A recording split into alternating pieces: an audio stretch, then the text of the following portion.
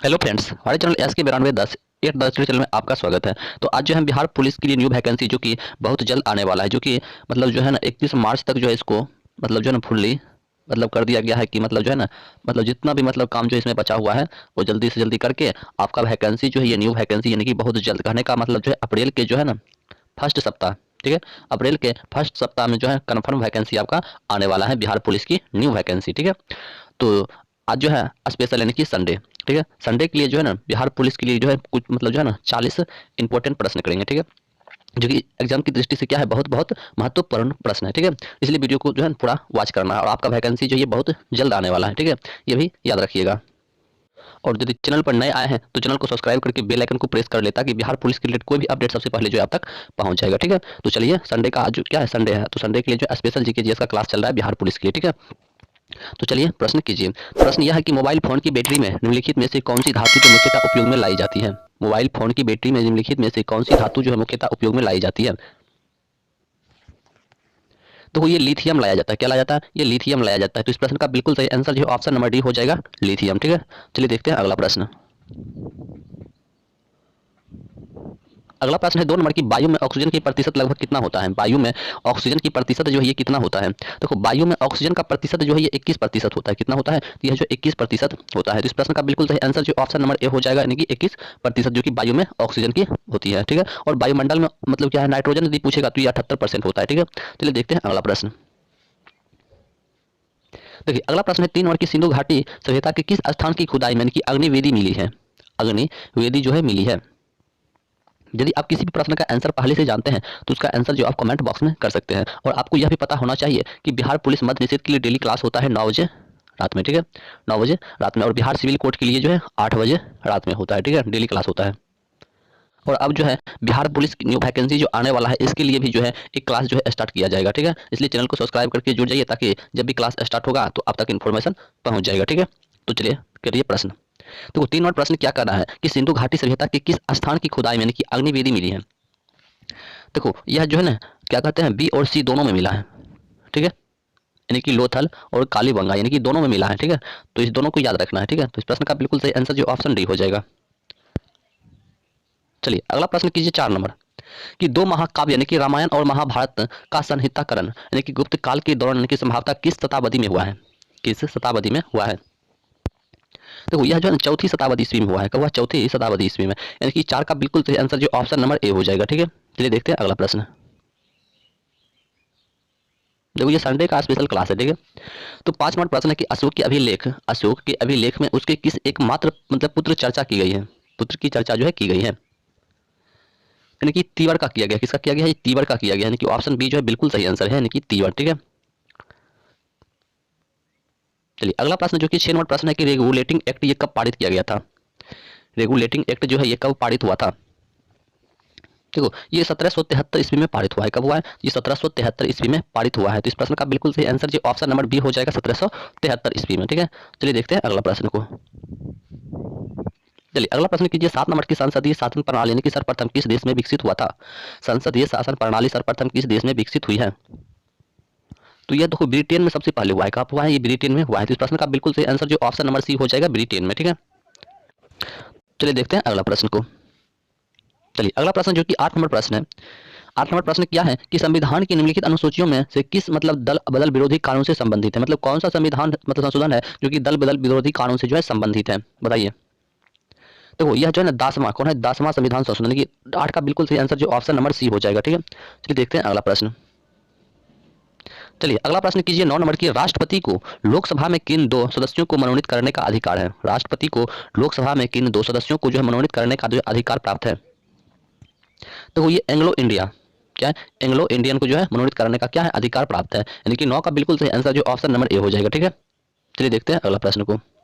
चलिए अगला प्रश्न कीजिए कि 50 तक की सभी सम प्राकृत संख्याओं का औसत कितना होगा। 50 तक की सभी सम प्राकृत संख्याओं का औसत जो है कितना होगा। देखो ये 26 हो जाएगा। कितना हो जाएगा? तो ये जो है ना 26 हो जाएगा, यानी कि ऑप्शन बी जो बिल्कुल सही आंसर हो जाएगा, ठीक है। चलिए देखते हैं अगला प्रश्न। चलिए अगला प्रश्न कीजिए 11 नंबर की, 13 ताली किस राज्य का प्रमुख लोक नृत्य है। 13 ताली या किस राज्य का जो है प्रमुख लोक नृत्य है। 13 ताली किस राज्य का प्रमुख लोक नृत्य है। देखो ये राजस्थान का है, कहाँ का है, ये जो है ना राजस्थान का लोक नृत्य है। 13 ताली जो है कहाँ का लोक नृत्य है, तो यह जो है राजस्थान का एक लोक नृत्य है, यानी कि 11 का बिल्कुल सही आंसर जो है ऑप्शन नंबर बी हो जाएगा, राजस्थान है। ठीक है, चलिए देखते हैं अगला प्रश्न को।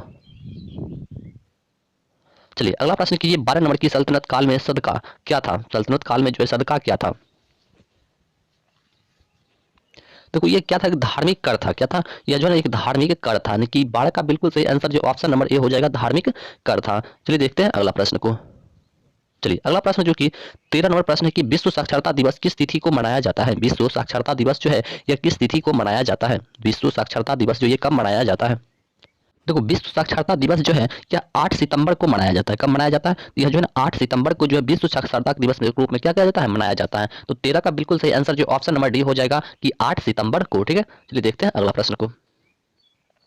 चलिए अगला प्रश्न जो कि 14 नंबर प्रश्न है कि पौधों के किस मतलब पौधों के विकास के लिए सर्वोत्तम मृदा मतलब कौन सी होती है। पौधों के विकास के लिए सर्वोत्तम मृदा जो है ये कौन सी होती है।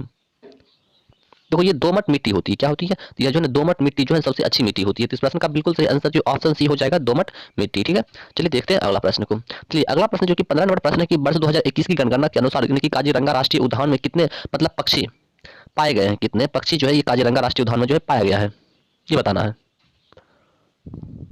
फिर से प्रश्न देख लीजिए। ठीक है, प्रश्न है 15 नंबर की वर्ष 2021 की जनगणना के अनुसार, ठीक है, गणना के अनुसार, जनगणना नहीं बल्कि गणना है, ठीक है, गणना के अनुसार काजीरंगा राष्ट्रीय उद्यान में कितने पक्षियों जो है पाए गए हैं। ये देखो कितना है, इनकी 9,003 नौ कितना है 93,491, कितना है 93,491 पक्षियों जो है पाया गया। और काजीरंगा राष्ट्रीय उद्यान कहाँ में स्थित है, ये असम में स्थित है। ठीक है, चलिए देखते हैं अगला प्रश्न। चलिए अगला प्रश्न जो कि स्क्रीन पर आ चुका है कि 16 नंबर प्रश्न की सिद्ध और कान्हू ने किस आंदोलन का नेतृत्व किया था।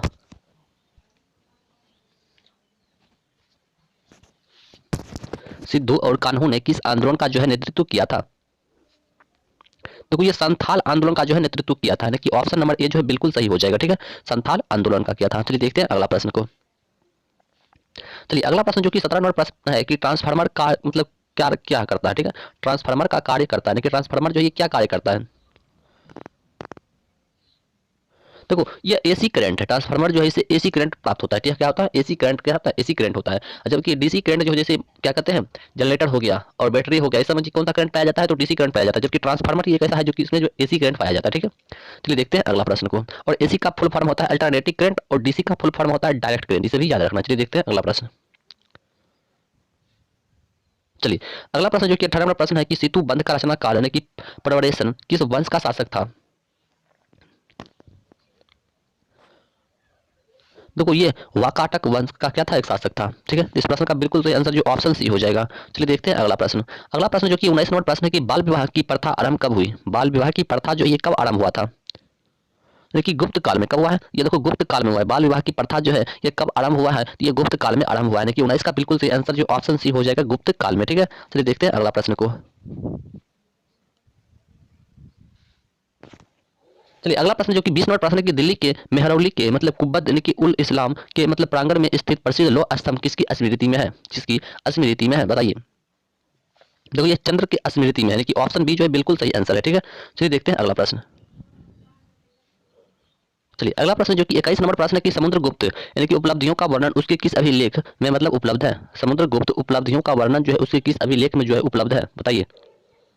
देखो ये प्रयाग क्या है, किसका है, ये प्रयाग के, यानी कि 21 का बिल्कुल सही आंसर जो ऑप्शन डी हो जाएगा, प्रयाग के। ठीक है, चलिए देखते हैं अगला प्रश्न। चलिए अगला प्रश्न कीजिए 22 नंबर की अरावली और विंध्या श्रृंखलाओं के मध्य मतलब कौन सा पत्थर जो है स्थित है। अरावली और विंध्या श्रृंखलाओं के मध्य जो है कौन सा पत्थर जो है स्थित है।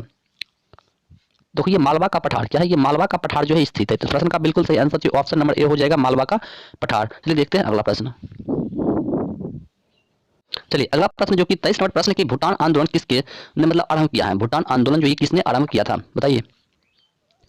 देखो ये विनोबा भावे ने किया, किसने किया है, विनोबा भावे ने जो है भूटान आंदोलन को आरंभ किया था। यानी कि 23 का बिल्कुल सही आंसर जो ऑप्शन नंबर सी हो जाएगा, विनोबा भावे ने। ठीक है, चलिए देखते हैं अगला प्रश्न को।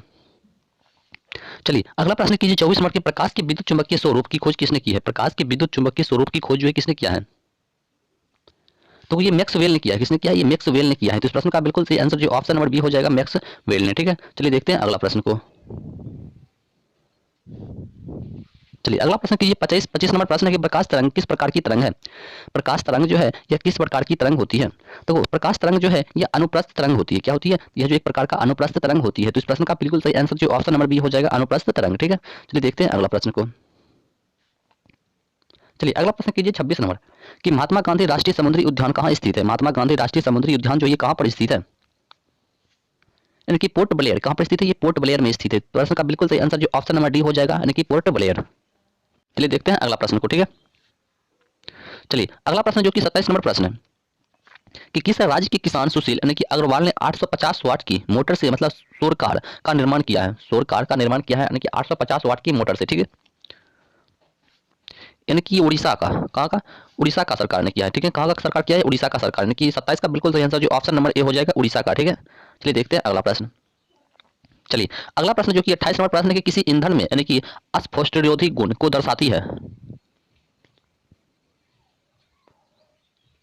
किसी ईंधन में अब अस्फोटरोधी गुण को दर्शाती है, यानी कि किसको दर्शाती है, यानी कि ऑक्टेन संख्या को दर्शाती है। किसको दर्शाती है, ऑक्टेन संख्या को दर्शाती है। तो इस प्रश्न का बिल्कुल सही आंसर जो ऑप्शन सी हो जाएगा, ऑक्टेन संख्या को दर्शाती है। चलिए देखते हैं अगला प्रश्न को। चलिए अगला प्रश्न है 29 नंबर की किसी द्रव का उसकी क्वथनांक से पूर्व उसकी वाष्प बदलने की प्रक्रिया को क्या कहते हैं। किसी द्रव का उसके क्वथनांक से पूर्व उसकी वाष्प बदलने की प्रक्रिया को जो है क्या कहा जाता है। तो उसको जो है वाष्पीकरण कहा जाता है। क्या कहा जाता है, उसको जो है वाष्पीकरण कहा जाता है। तो इस प्रश्न का बिल्कुल सही आंसर जो ऑप्शन नंबर ए हो जाएगा, यानी कि वाष्पीकरण कहा जाता है। चलिए देखते हैं अगला प्रश्न को। चलिए अगला प्रश्न जो कि क्या 30 नंबर प्रश्न है कि सूक्ष्म शिक्षण के भारतीय प्रतिमान में कुल कितना मतलब समय लगता है। कुल कितना समय जो है लगता है, सूक्ष्म शिक्षण के भारतीय प्रतिमान में कुल कितना समय लगता है, यानी कि 36 मिनट कितना लगता है, तो ये 36 मिनट लगता है। तो 30 का बिल्कुल सही आंसर जो ऑप्शन नंबर बी हो जाएगा, यानी कि 36 मिनट लगता है। चलिए देखते हैं अगला प्रश्न को। चलिए अगला प्रश्न है 31 नंबर की गांधी जी के विरोध, गांधी जी के विरोध यानी कि बावजूद सुभाष चंद्र बोस को कांग्रेस का अध्यक्ष कब चुना गया था। गांधी जी के विरोध के बावजूद सुभाष चंद्र बोस को कांग्रेस का अध्यक्ष जो है ये कब चुना गया था, यानी कि 1939 में चुना गया था। कब चुना गया था, 1939 में जो है चुना गया था। तो 31 का बिल्कुल सही आंसर जो ऑप्शन सी हो जाएगा, 1939 ईस्वी में। ठीक है, चलिए देखते हैं अगला प्रश्न को। अगला प्रश्न जो कि 32 नंबर प्रश्न है कि मौर्य वंश का सबसे अंतिम शासक कौन था। मौर्य वंश का सबसे अंतिम शासक जो ये कौन था। देखो मौर्य वंश का सबसे अंतिम शासक जो ये बृहद था, कौन था, बृहदर्थ। और पूछेगा प्रथम शासक तो ये चंद्रगुप्त मौर्य। ठीक है, चलिए देखते हैं अगला प्रश्न। चलिए अगला प्रश्न जो कि 33 नंबर प्रश्न है कि पृथ्वी के केंद्र में पाया जाने वाला चुंबकीय पदार्थ है। पृथ्वी के केंद्र में पाया जाने वाला चुंबकीय पदार्थ जो है ये कौन सा है, यानी कि निकेल। क्या है, ये निकेल है। 33 का बिल्कुल सही आंसर जो ऑप्शन नंबर सी हो जाएगा, निकेल। अगला प्रश्न है कि स्थल मंडल का तात्पर्य क्या है। स्थल मंडल का तात्पर्य जो है क्या है। तो स्थल मंडल का तात्पर्य होता है कि पृथ्वी का वाह्य पपड़ी। क्या है, पृथ्वी का वाह्य पपड़ी होता है। चलिए देखते हैं अगला प्रश्न। चलिए अगला प्रश्न जो कि 35वां प्रश्न है कि राष्ट्रीय खाद्य अनाज यानी कि प्रगति योजना निम्नलिखित में से किससे संबंधित है। किससे संबंधित है, देखिए सार्वजनिक वितरण प्रणाली का आधुनिकीकरण से ये संबंधित है। यानी कि 35 का बिल्कुल सही आंसर जो ऑप्शन सी हो जाएगा। चलिए देखते हैं अगला प्रश्न को। चलिए अगला प्रश्न है 36 नंबर की उदयमी हेल्पलाइन किससे संबंधित है। उदयमी हेल्पलाइन जो है किससे संबंधित है, ये सूक्ष्म छोटे और माध्यम आकार के उद्यम से संबंधित है। ऑप्शन डी जो है बिल्कुल सही है। चलिए देखते हैं अगला प्रश्न। चलिए अगला प्रश्न है 37 नंबर की आमतौर पर आर्थिक विकास किसके साथ मिलकर होता है। आमतौर पर आर्थिक विकास जो है ये किसके साथ जो है मिलकर होता है, यानी कि ये जो मुद्रास्फीति के साथ जो है मिलकर होता है। तो 37 का बिल्कुल सही आंसर जो ऑप्शन नंबर ए हो जाएगा, मुद्रास्फीति को जो है मिलकर होता है। तो चलिए देखते हैं अगला प्रश्न को। चलिए अगला प्रश्न जो कि 38 नंबर प्रश्न क्या है कि निम्नलिखित में से क्या अदृश्य निर्यात उत्पन्न करता है। निम्नलिखित में से क्या जो है अदृश्य निर्यात को उत्पन्न करता है, यानी कि यातायात और यात्रा। क्या है, यातायात और यात्रा को उत्पन्न करता है। यानी कि 38 का बिल्कुल सही आंसर ऑप्शन बी हो जाएगा। तो चलिए देखते हैं अगला प्रश्न को।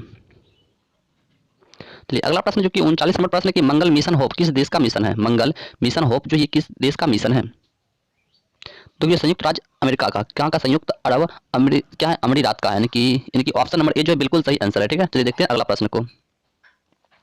चलिए अगला प्रश्न है 40 नंबर के निम्नलिखित में से कौन सा एक भारत का राष्ट्रीय जलीय प्राणी है। निम्नलिखित में से कौन सा जो है एक भारत का राष्ट्रीय जलीय प्राणी है, यानी कि ऑप्शन नंबर सी हो जाएगा, गंगा की डॉल्फिन। क्या है, गंगा की डॉल्फिन जो है क्या है भारत का राष्ट्रीय जलीय प्राणी है। यानी कि ऑप्शन बी सी जो है बिल्कुल सही आंसर है 40 का। ठीक है, चलिए देखते हैं अगला प्रश्न को।